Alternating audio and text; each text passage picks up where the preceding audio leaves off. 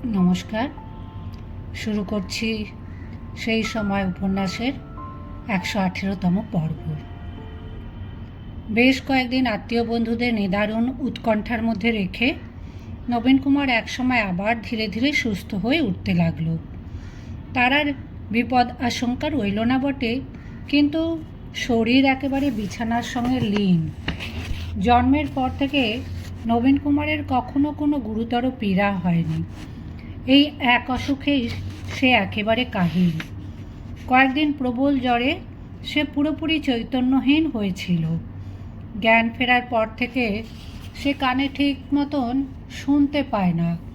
যারা কাছে দাঁড়িয়ে থাকে তাদের কণ্ঠস্বরও যেন ভেসে আসে বহু দূর থেকে। নবীন কুমার ভাবে, সে কি তবে বধির হয়ে যাচ্ছে? তার হাত পা সরু, কাঠি কাঠি, উঠে বসার শক্তি নেই।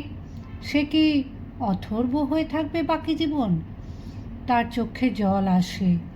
সারা দিন ধরে বারবার ওষুধ পথ্য সেবনে তার মুখ বিস্বাদ, কথা বলতে ইচ্ছে করে না। এই রকমভাবে আরও সপ্তাহাধিক কাল কাটবার পর সে কিছুটা শারীরিক শক্তি ফিরে পেল, কিন্তু তার শ্রবণ ক্ষমতা সেই রকম দুর্বল হয়েই রইল। সারাদিন নানাজন তাকে দেখতে আসে, অনেক রকম প্রশ্ন করে, কিন্তু নবীন কুমার তার কিছুই প্রায় বুঝতে পারে না।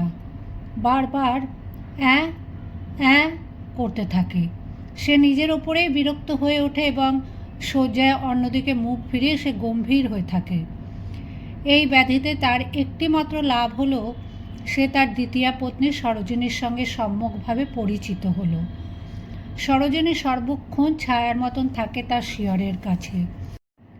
এই বালিকাটির প্রতি নবীন কুমার এতদিন বিশেষ মনোযোগ দেয়নি। এখন সে দেখল সরোজিনী আর বালিকাটি নেই। কবে যেন হঠাৎ সে কিশোরী হয়ে গেছে। তার শরীরে এসেছে লজ্জা, তার বক্ষে উঠেছে ঢেউ। নবীন কুমারের সঙ্গে চোখাচোখি হলেই সরোজিনী নিজের চক্ষু নত করে। অথচ অন্য সময় নবীন কুমার অনুভব করতে পারে যে সরোজিনী নির্নিমেষে তার দিকে চেয়ে আছে। সরোজিনীর কথা একেবারেই শুনতে পায় না নবীন কুমার। সরোজিনী এমনিতেই বেশি কথা বলেও না, যা বলে তাও অতি মৃদুস্বরে। একদিন সকালে পিঠে বালিশের ভর দিয়ে আধো বসা হয়ে নবীন কুমার একটি গ্রন্থ পাঠ করার চেষ্টা করছে। সরোজিনী তাকে কি যেন বলল। নবীন কুমার কিছুই বুঝতে না পেরে ক্ষুব্ধ হয়ে বলল, তোমার এমন নিচু গলায় কথা কও কেন? আমি এক বর্ণ বুঝতে পারি না, একটু জোরে বলো।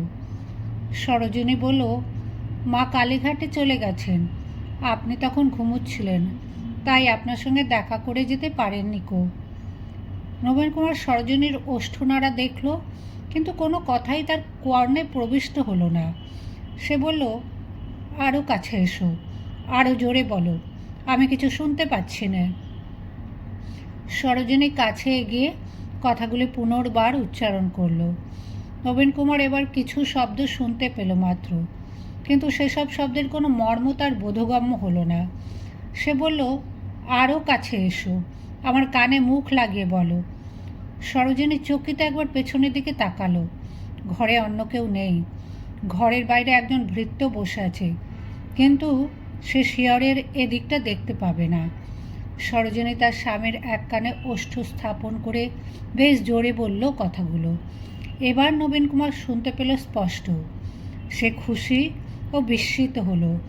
সে জিজ্ঞেস করল, কালীঘাটে কেন? মা হঠাৎ কালীঘাটে গেলেন কেন? সরোজিনী বলল, বাহ, কাল রাতে মা আপনাকে সব বললেন না? আপনার অসুখের সময় মা আপনার নামে কালীঘাটে জোড়া পাঁটা মানত করেছিলেন। সরোজিনী একটু সরে গিয়েছিল। নবীন কুমার বলল, আবার দূর থেকে বলছো? কানে কানে না বললে আমি শুনতে পাই না, কানে কানে বলো। কাল রাতে মায়ের সঙ্গে কী কথাবার্তা হয়েছিল তা নবীন কুমার একটুও বুঝতে পারেনি। সে অবশ্য কালীঘাটে পুজো দেওয়ার ব্যাপার নিয়ে আর কোনো কৌতূহল প্রকাশ করল না। সে বলল, আজ আমায় ভাত খেতে দেবে তো? বড্ড খিদে পেয়েছে। গরম গরম ভাত, এক পলা গাওয়া ঘি, নুন আর আলু সেদ্ধ খাবো, আর মাগুর মাছের ঝোল খাবো। সরোজিনী বলল, আপনাকে ভাত দেওয়া হবে পরশু দিনকে, সেদিন ভালো তিথি আছে। আজ আপনি ওবেলা কালীঘাটের প্রসাদ খাবেন। নবীন কুমার তার দুর্বল দক্ষিণ হস্ত দিয়ে সরোজিনীর কণ্ঠ জড়িয়ে ধরে বলল, বারবার দূরে দূরে যাচ্ছ কেন? সব কথা আমার কানে কানে বলো। ভাত দেওয়া হবে না শুনে সে রেগে গিয়ে বলল, দুত্তুরি ছাই, তিথি নিকুচি করেছে, আমি ভালো হয়ে গেছি, আমার খিদে পেয়েছে, আমি আজই ভাত খাবো। সরোজিনী মিনতি করে বলল, লক্ষ্মীটি, অমন করতে নেই। কবিরাজ মশাই বলেছেন পরশু দিনকে সকালেই আপনাকে ভাত দেওয়া হবে। না, আমি আজই ভাত খাবো। আজ মায়ের প্রসাদ খাবেন, আপনার নামে মানত, আজ তো এমনিতেই ভাত খেতে নেই। না, আমি ভাত খাবো, আমি ভাত খাবো, আমি গরম ভাত খাবো। সরোজিনী নিজেকে ছাড়িয়ে নিয়ে একটু দূরে সরে গিয়ে বলল, আপনি কাঁদবেন না, আপনার শরীর খারাপ হবে। আমি ভাত খাবো, কোনো কথা শুনতে চাই না, আমায় ভাত এনে দাও। কবিরাজ মশাইকে ডাকি? আমি ভাত খাবো, আমি ভাত খাবো। সাহেব চিকিৎসকরা তো নিয়মিত দেখছেনই, তাছাড়া মেডিকেল কলেজের একজন ছাত্র এবং বিশিষ্ট কবিরাজকে 24 ঘন্টার জন্য স্থায়ীভাবে এ বাড়িতে রেখে দেওয়া হয়েছিল। সংকট উত্তীর্ণ হয়ে যাওয়ায় মেডিকেল কলেজের ছাত্রটি 2 দিন আগে চলে গিয়েছেন। কবিরাজ মশাই এখনও রয়েছেন। লোক পাঠিয়ে সরোজিনী কবিরাজ মশাইকে ডেকে আনালো। কবিরাজ মশাই মধ্যবয়স্ক, রীতিমতো বলবান চেহারার সুপুরুষ, জলদ গম্ভীর কণ্ঠস্বর, দেখলে বেশ সমীহ হয়। তিনি নবীন কুমারের নাড়ি দেখে বললেন, অতি সুলক্ষণ, ভাত খাওয়ার ইচ্ছা হয়েছে, অতি সুলক্ষণ, নারীর গতিও স্বাভাবিক প্রায়। তবে কিনা কালিকার দিনটিতে অমাবস্যা, আর অমাবস্যায় শরীর এমনিই অসুস্থ হয়। কালিকার দিনটি বাদ দিয়ে পরশ্ব ভাত দেওয়া যাও। নবীন কুমার বলল, আমি ভাত খাবো, আমি ভাত খাবো। কবিরাজ সস্নেহে বললে, আর তো 2 দিন মাত্র, আজ সিদ্ধ সাবু, কাগজি লেবুর রস 2 ফোঁটা, লবণ একেবারে বাদ। নবীন কুমার বলল, আমি ভাত খাবো, আমি ভাত খাবো। কবিরাজের এক পাশে দিবাকর, আর শয্যার শিয়রের কাছে মাথায় ঘোমটা টেনে দাঁড়িয়ে আছে সরোজিনী। দিবাকর বলল, কবিরাজ মশাই, আজ অন্তত 4টিখানি ভাত দেওয়া যায় না? ছোটবাবু এত করে চাইছেন। কবিরাজ তাকে ধমক দিয়ে বলেন, বাপু, আবার জ্বর জারি এলে তুমি দায়ী হবে। তারপর নবীন কুমারের দিকে ফিরে কোমল গলায় বলেন, আর তো মোটে 2টি মাত্র দিন, আজ সিদ্ধ সাবু, কালিকার দিনটি ফলমূল। নবীন কুমার একঘেয়ে গলায় বলে যেতে লাগলো, আমি ভাত খাবো, আমি ভাত খাবো। সরোজিনী মৃদুস্বরে বললেন, উনি কানে শুনতে পাচ্ছেন না। কবিরাজ বললেন, তা তো হবেই, এ ব্যাধিতে পঞ্চেন্দ্রিয় দুর্বল হয়। স্বর্ণ মকরধ্বজ ঠিক মতো সেবন করলে মা সব ঠিক হয়ে যাবে। নবীন কুমার প্রাণপণ শক্তিতে চেঁচিয়ে বলল, আমায় ভাত দাও, আমি ভাত খাবো, আমি ভাত খাবো। কেউ আর ভ্রুক্ষেপ করল না তার আবেদনে। কবিরাজের সঙ্গে সঙ্গে অন্যরাও নিষ্ক্রান্ত হলো সে কক্ষ থেকে। মহাধনী পরিবারের পরম আদরের দুলাল 16 বৎসর বয়স্ক নবীন কুমার সামান্য ভাতের জন্য সানুনাসিক সুরে আর্তনাদ করতে লাগলো, কিন্তু তাকে ভাত এনে দিল না কেউ। দুর্বল শরীরে কান্না বেশিক্ষণ সহ্য হয় না, একসময় ঘুমিয়ে পড়ল সে। দ্বীপ্রহরে 2জন দাসীকে সঙ্গে নিয়ে সরোজিনী যখন এসে তার ঘুম ভাঙিয়ে তাকে সাবু খাওয়াতে গেল, সাবু সমেত শ্বেত পাথরের বাটিটি মেঝেতে ছুঁড়ে ফেলে দিল নবীন কুমার। কিছুতেই সে সাবু খাবে না। একটু পরে তুলসী পাতা ও মধু দিয়ে মাড়াই করা মকরধ্বজ খাওয়াতে এলেও সে ওষুধের খলটি ছুঁড়ে ভেঙে ফেলল। বাল্যকাল থেকেই সে দেখে এসেছে যে তার মুখের কথাটি খসা মাত্র প্রতিপালিত হয়। দাস দাসীরা তার প্রত্যেক হুকুম তামিল করার জন্য সদা উন্মুখ, অথচ আজ সে ভাত খেতে চাইলেও কেউ তাকে দেয় না। অন্যের কথা সে শুনতে পায় না, তার নিজের কণ্ঠে জোর নেই। সে অসহায়, ক্ষোভে, বেদনায়, অভিমানে তার হৃদয় উদ্বেল হয়ে রইল। বিম্ববতী কালীঘাটের মন্দিরে পূজা দিয়ে ফিরলেন প্রায় সন্ধ্যার সময়। ফিরেই যেই তিনি শুনলেন যে তার পুত্র সারাদিন কিছুই আহার করেননি, তিনি অমনি ছুটে এলেন ব্যাকুলভাবে। কিন্তু নবীন কুমার তার জননীর সঙ্গেও একটিও বাক্য বিনিময় করল না। সে সর্বক্ষণ শুয়ে রইল উপুর হয়ে, মাকে সে দেখবেও না। সরোজিনী তার কানের কাছে মুখ নিয়ে কাকুতি মিনতি করতে লাগলো একটিবার পাশ ফেরার জন্য। কোনো সাড়া মিলল না তাতে। বিম্ববতী পুত্রের গায়ে মাথায় হাত বুলিয়ে হাজারভাবে বোঝাবার চেষ্টা করেও ব্যর্থ হলেন।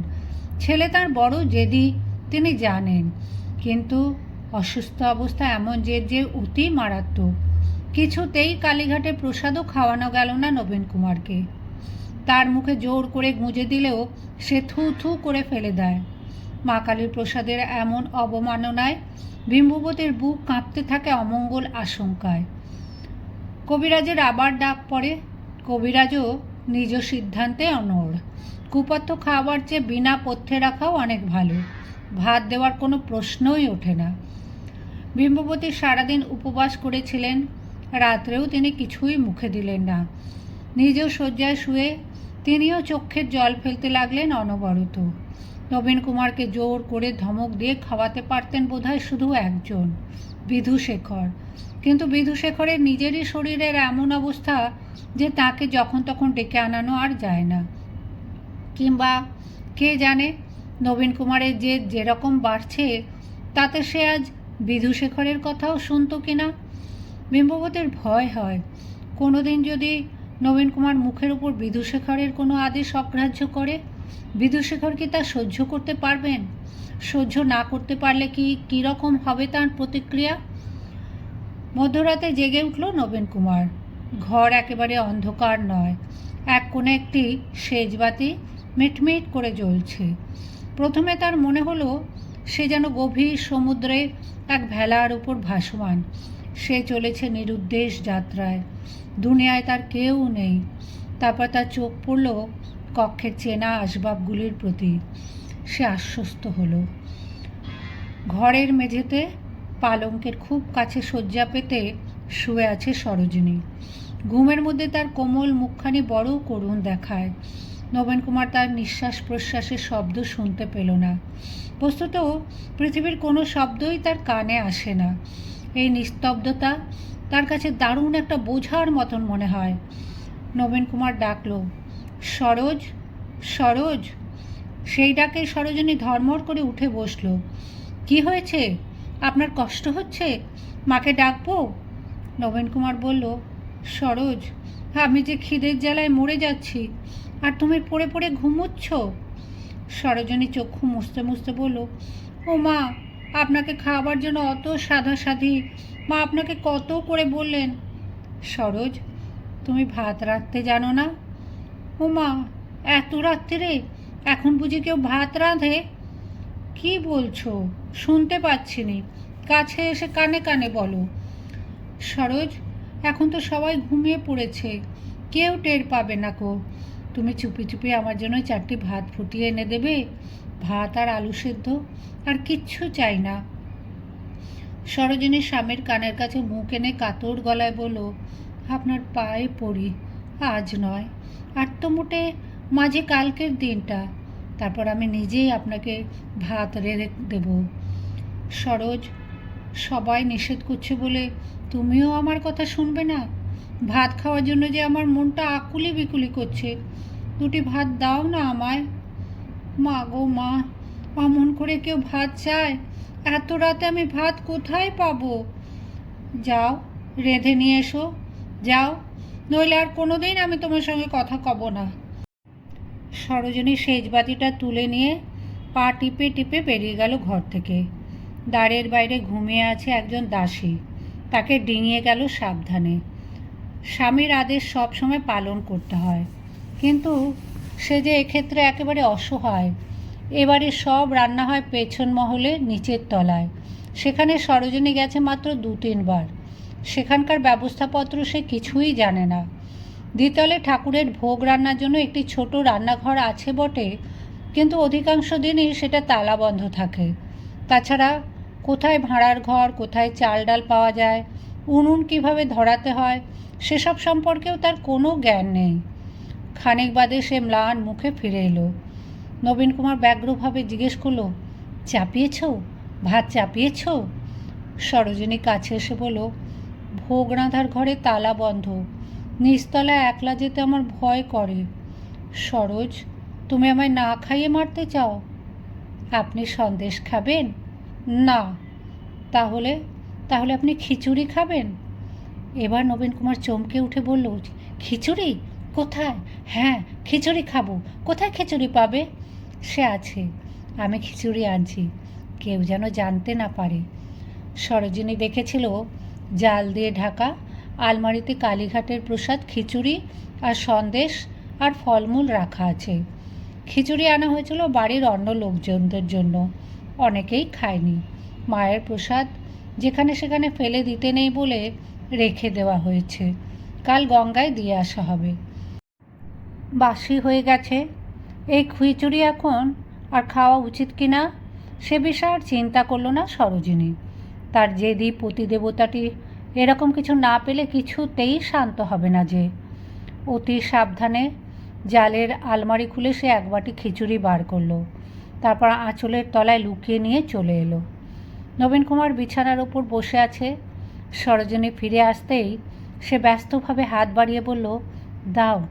তারপর অতিশয় লোভীর মতন, পথের ক্ষুধার্ত কাঙালিদের মতন সে সেই খিচুড়ি খেতে লাগলো। সরোজিনী একবার ভাবল, বিছানার ওপর বসে বসে এই শোকরি জিনিস খেলে পাপ হবে না তো? তারপরে সে ভাবল, মায়ের প্রসাদ কখনো এঁটো হয় না, আর মায়ের প্রসাদ খেলে কখনো শরীরের ক্ষতি হতে পারে না। তৃপ্তির সঙ্গে সবটুকু খিচুড়ি আহার করে নবীন কুমার বলল, আহ, তুমি আমায় বাঁচালে সরোজ। এবার বলো তো, এর বিনিময়ে তোমাকে আমি কি দিতে পারি? সরোজিনী বলল, কিচ্ছু না, এবার আপনি ঘুমোন, আমি আপনার মাথায় হাত বুললে দিই। রাত্রির এই ঘটনাটি বাড়ির অন্যান্যদের কাছে গোপন রয়ে গেল এবং পরদিন নবীন কুমার ফল ও মিষ্টি দ্রব্যাদি খেয়ে থাকতে রাজি হওয়ায় বিম্ববতী আবার দ্বিগুণ বিস্মিত হলেন। সত্যি এই ছেলের মতিগতি বোঝা ভার। অমাবস্যার পরদিন নবীন কুমার অন্ন গ্রহণ করবে। কঠিন রোগের পর প্রায় 1.5 মাস বাদে সে আবার ভাত মুখে দিচ্ছে। সেই উপলক্ষে কয়েক শত কাঙালি ভোজনেরও আয়োজন করা হলো। বিম্ববতী কাঙালিদের একটি করে মুদ্রাও দান করলেন। নবীন কুমারের জন্য ভাত রন্ধন করা হলো দ্বিতলের ঠাকুরের ভোগ রান্নার ঘরে। সরোজিনী নিজে উপস্থিত রইল সেখানে এবং শাড়ির আঁচল কোমরে জড়িয়ে নিজে সে ভাতের হাঁড়ি নামালো। তারপর নিজের হাতের উপর থালায় ভাত বেড়ে এনে দিল নবীন কুমারকে, সেই সঙ্গে গব্য ঘৃত, সিদ্ধ আলু আর মাগুর মাছের ঝোল। অত ভাত খাবার স্বাদ নবীন কুমারের, কিন্তু 2-3 গড়াসের পর আর ভাত মুখে রুচল না। বাড়ির অনেক লোক তাকে ঘিরে দাঁড়িয়ে, যেন একটা উৎসব। কিন্তু একটুখানি খাওয়ার পর সে থালা ঠেলে উঠে দাঁড়ালো। বিম্ববতী হাহা করে উঠলেন। কবিরাজ মশাই বললেন, থাক থাক, যথেষ্ট হয়েছে, প্রথম দিন আর বেশি না খাওয়াই ভালো। তবে দেখবেন আজ যেন দ্বীপ্রহরে নিদ্রা না যায়। জ্বরের পরে ভাত ঘুম অতি ক্ষতিকারক। এই 2-3 দিনের মধ্যে নবীন কুমার অনেক সুস্থ হয়ে উঠল, আহারেও রুচি এলো। তবু তার মুখখানি সব সময় বিরস হয়ে থাকে। সে নিজেই হাঁটাচলা করতে পারে, কিন্তু তার মস্তিষ্ক দুর্বল, শ্রবণ শক্তি অতি ক্ষীণ। এই পৃথিবীর সঙ্গে যেন তার যোগসূত্র ছিন্ন হয়ে গেছে। শুধু খাওয়া, শুয়ে থাকা বা মাঝে মাঝে ছাদে গিয়ে বসা, এছাড়া যেন তার জীবনের কোনো উদ্দেশ্য বা কর্ম নেই। সরোজিনী সর্বক্ষণ তার কাছাকাছি থাকে এবং যাবতীয় খবরাখবর সরোজিনী মারফতই নবীন কুমার পায়। আর কেউ তার কানের কাছে চেঁচিয়ে কথা বলে তার ভালো লাগে না। বাবার আমলের বৃদ্ধ খাজাঞ্চি সেনমশাই বদ্ধ কালা, তাকে কিছু বলতে গেলে ওই রকমভাবেই চেঁচাতে হয়। 16 বর্ষীয় নবীন কুমার নিজেকে ওই বৃদ্ধের মতন ভাবতে পারে না। সে সরোজিনীকে একদিন ছাদে বসে বলল, তুমি সব সময় কাজের কথা বলো কেন, অন্য কোনো কথা বলতে পারো না? সরোজিনী অবাক হয়ে জিজ্ঞেস করলো, অন্য কথা? কী কথা? নবীন কুমার বলল, অন্য কিছু ভালো কথা, তুমি গান জানো না? সরোজিনী লজ্জায় মুখ নিচু করে, দুদিকে মস্তক আন্দোলিত করে বলে, না। নবীন কুমার বলল, আমি তোমায় গান শিখিয়ে দিচ্ছি, তুমি আমার কানে কানে গান শোনাবে।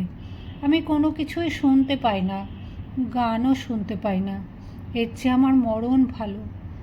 তারপর সে গুনগুন করে গান ধরে, সুধায় তোমায় সুধামুখী, ভুলেছ কি আছে মনে, মনে ভেবে দেখো দেখি কি কথা ছিল দুজনে, আমায় মন দিবে বলে আগে আমার মন নিলে, অবশেষে এই করিলে, তুই জানিস আর তোর ধর্ম জানে। সরোজিনী খুব মন দিয়ে শোনে। তারপর হঠাৎ সে স্বামীর কানে ওষ্ঠ চেপে ধরে গান গাইতে শুরু করে। এই গান নয়, অন্য গান, ভালোবাসিব বলে ভালোবাসি নে। অনেক দিন পর নবীন কুমারের মুখে হাস্য ফুটে ওঠে। সরোজিনীর সান্নিধ্যের তাপ, তার উষ্ণ ওষ্ঠ তাকে এক ধরনের অনাস্বাদিত পূর্ব মাদকতা এনে দেয়। সে সরোজিনীকে দুই হাতে জড়িয়ে ধরে বলে, সরোজ, তুমি এত ভালো গান জানো, তুমি এত সুন্দর।